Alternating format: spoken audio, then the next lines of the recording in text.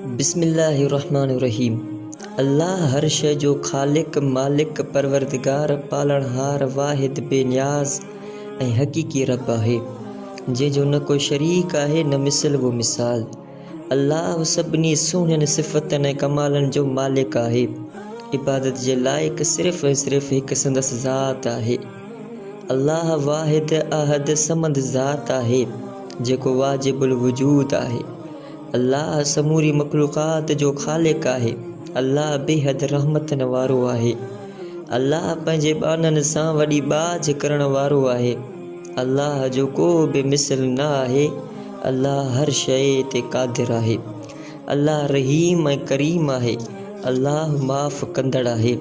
अल्लाह जी रहमत वसी आहे। अल्लाह जे इल्म जी का हद न आहे। अल्लाह जी कुदरत बेमिसाल आहे। अल्लाह दिलनि जा हाल ॼाणंदड़ आहे। अल्लाह जी ज़ात बेनियाज़ आहे। अल्लाह जो कलाम बरहक़ आहे। अल्लाह हर इबादत जे लाइक़ आहे। अल्लाह सां को बि शरीक न आहे। अल्लाह अवल बि आहे त आख़िर बि आहे, ज़ाहिर बि आहे त बातिन बि आहे। अल्लाह जी रज़ा में ॿिन्हिनि जहाननि जी कामयाबी आहे। अल्लाह जो ख़ौफ़ इंसान खे नेकी ते आणींदो आहे। अल्लाह हर हाल में हर जाइ ते ॾिसण वारो आहे। अल्लाह लाइ का बि शइ न मुश्किल आहे न महाल आहे।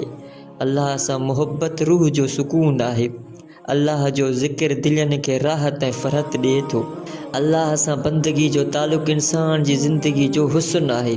अल्लाह जो हर फ़ैसिलो हमेशह हक़ ते ॿधल हूंदो आहे। अल्लाह जे हर कम में हिकमत हूंदी आहे। अल्लाह जी रज़ा सभिनी मक़सदनि खां आला आहे। अल्लाह जी मुहबत खां सवाइ ज़िंदगी बेकार आहे। अल्लाह जो शुक्र अदा करणु नेमतनि खे वधाईंदो आहे। अल्लाह जी रहमत न उमीदी खां बचाए थी। अल्लाह जी नाफ़रमानी बर्बादी जो रस्तो आहे। अल्लाह खे यादि करणु ख़ुशि नसीबी आहे। अल्लाह जी बख़्शिश बेनिहायत आहे। अल्लाह जो अज़ाब बरहक़ आहे। अल्लाह जो क़ुर्ब सभिनी खां वॾो इनाम आहे। अल्लाह हर ॻाल्हि जो बहितर इल्मु रखंदड़ आहे। अल्लाह खे दिलि सां सॾण जो असरु ज़रूरु थींदो आहे। अल्लाह जी मख़लूक़ जी मदद करणु संदसि रज़ा जो सबबु आहे। अल्लाह हर शइ खे आसान करण वारो आहे।